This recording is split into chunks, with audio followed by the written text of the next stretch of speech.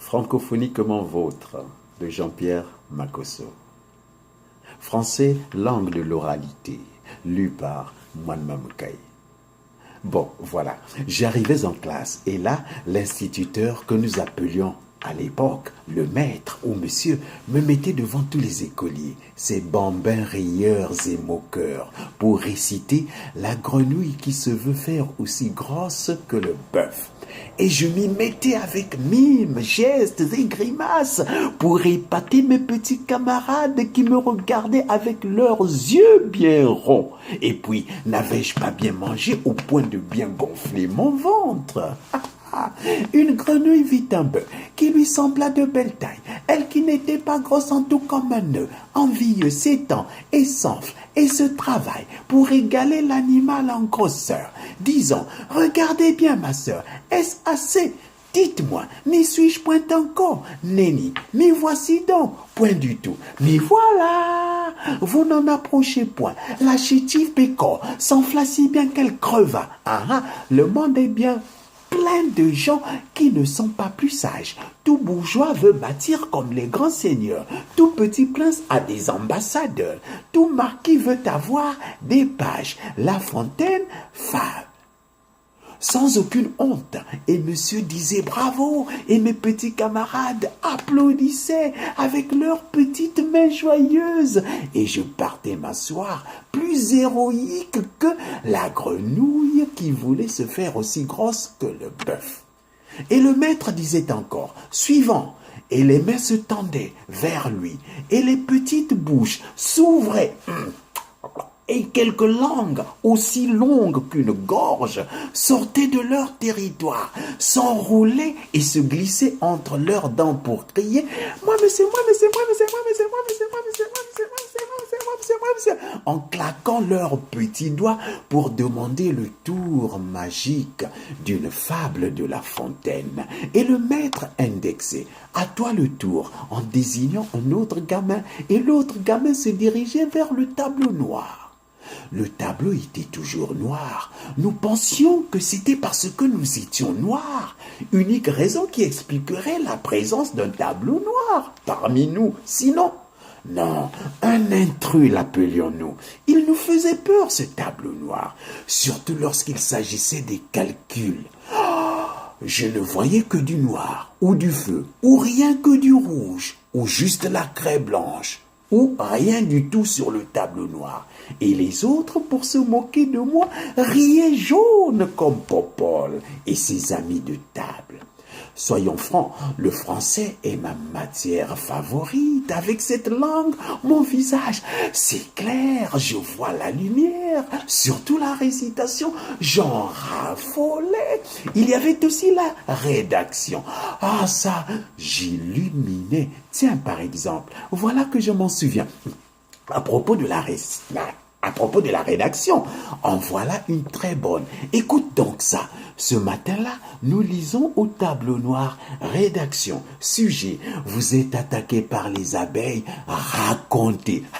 Je prends une feuille double et vierge, j'écris introduction, je vais à la ligne et j'introduis les abeilles, les abeilles, les abeilles, les abeilles, les abeilles. Je saute une ligne, j'écris développement et je raconte, je développe longuement sur les 4 pages et tout ce qu'on y lit de haut en bas c'est aïe, aïe, aïe, aïe, ça pique, ça pique, ça pique, aïe, au secours, aïe, aïe, mon œil, aïe, mon nez, aïe, mon oreille, aïe, aïe, mon genou, aïe, mon pied, aïe, aïe, ma joue, aïe, mon cou, aïe, aïe, ça pique, ça pique, ça pique, ça pique, aïe, mon menton, aïe, mon bras, aïe, mon front, aïe, ma main, mon doigt, aïe, aïe, aïe, aïe, aïe, aïe, ça pique, ça pique, ça pique, ça pique, mes paupières, aïe, aïe, mes sourcils, aïe, mes cils, aïe, aïe, ma bouche, ma bouche, ma bouche, aïe, ma lèvre supérieure, aïe, aïe, aïe, ma lèvre inférieure, aïe, aïe, ma langue, aïe, ça pique.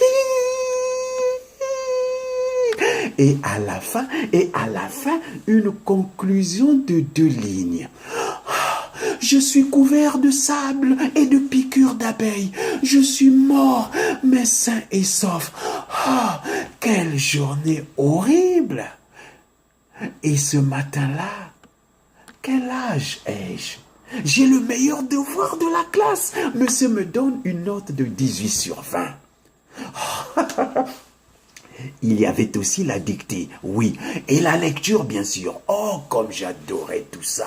Du temps de Molière, j'aurais passé toutes les auditions. J'aurais incarné tous ses premiers rôles. J'aurais été Molière. On t'écoute, disait le maître au suivant, et le nouveau récitant commençait avec grand geste et forte voix. Le laboureur et ses enfants travaillaient, prenaient de la peine. C'est le fond qui manque le moins. Un riche laboureur sentant sa mort prochaine fit venir ses enfants, leur parla sans témoin. Gardez-vous, leur dit-il, de vendre l'héritage que nous ont laissé nos parents. Un trésor est caché dedans. Je ne sais pas l'endroit. Nous ne comprenions rien de ce que nous récitions. Nous ne savions même pas écrire ces beaux mots, tous ces beaux mots qui sortaient de nos bouches. Pourtant, nous étions si heureux de les dire, de les prononcer, de les sentir, de les goûter, de les vivre, de les glisser sur nos langues, au bout de nos lèvres, et de les laisser mûrir dans nos cœurs. Nous nous laissions emporter par leur musicalité. Suivant, continuait le maître, et un autre petit francophone allait vers le tableau noir, ce monstre mural qui nous effrayait tant. Allez, et toi tu récites le loup et l'agneau. Nous nous esclavions tous, car nous savions que Itois n'était pas meilleur en français.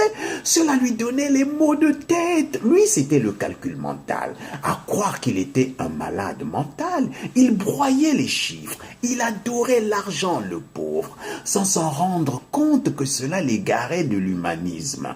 Il commença sa récitation en tremblant, avec un accent qui n'était pas du tout français et qui donnait à son visage la cabosse d'une Volkswagen broyée par un poteau électrique que le chauffard sans permis de conduire n'aurait pas vu dans une ville noire en panne d'électricité pour mieux préparer les élections dictatoriales.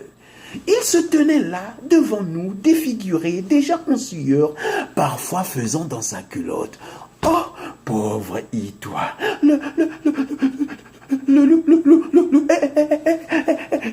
et l'anneau, pauvre Itois, il n'était pas bègue, mais le français n'était pas sa tasse de thé. Il ne l'avalerait jamais, même s'il était sucré comme du sirop d'érable.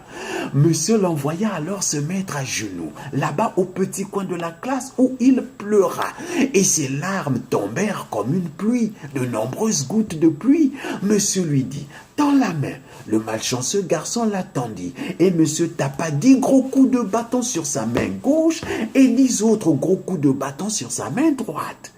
Les jours où monsieur était de bonne humeur, il demandait un sauveur pour l'écolier puni. Le sauveur devait alors accepter de réciter avec une très belle voix, sans faute et sans hésitation, avec geste et mime de Marcel Marceau, grimace de Louis de Funès, et surtout avec une bonne articulation, la récitation de l'incapable. Et moi, j'allais toujours à l'aide des autres, car je vivais pour la langue française, et chaque occasion qui m'était offerte pour la parler, la défendre ou l'honorer, je sautais dessus comme un chien sur son os. Et j'y mordais à belles dents, surtout quand il s'agissait de sauver un malheureux. À chacun ses misérables, j'avais les miens, les Itois et les autres, je les ai toujours, et de temps en temps je vole à leur secours, je leur apprends à nager dans l'océan de ma francophonie, moi enfant de ma mère et de la vaste mer, né dans la tradition orale du fleuve Kouilou. Moi ne me caille, pointait monsieur, et j'allais croquer mon os devant les yeux ronds de mes camarades, admiratifs, envieux, et moi sans honte, sans gêne, fier et sûr, j'embrassais le plaisir de ma passion, je vivais le grand désir de ma chanson. Le loup et l'agneau, la raison du plus fort est toujours la meilleure. Nous l'allons montrer tout à l'heure. Et comme toujours, après ma récitation, les applaudissements fusaient dans la salle.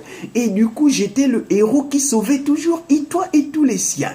Car pour être un bon francophone, je le suis. Je vous l'ai déjà dit, je mange et je respire français.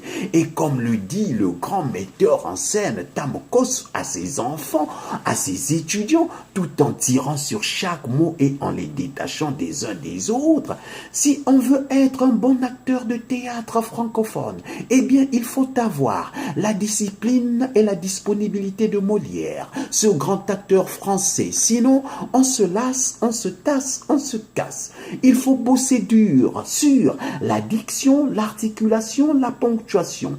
Même si on est français, sur l'accent, le mouvement, le temps. Surtout quand on ne l'est pas, sur l'ondulation, la cadence, la respiration, le silence. C'est très important pour un acteur de théâtre francophone et surtout pour quelqu'un qui parle français, sur l'espace, le souffle, le rythme, surtout quand on est 100% francophone.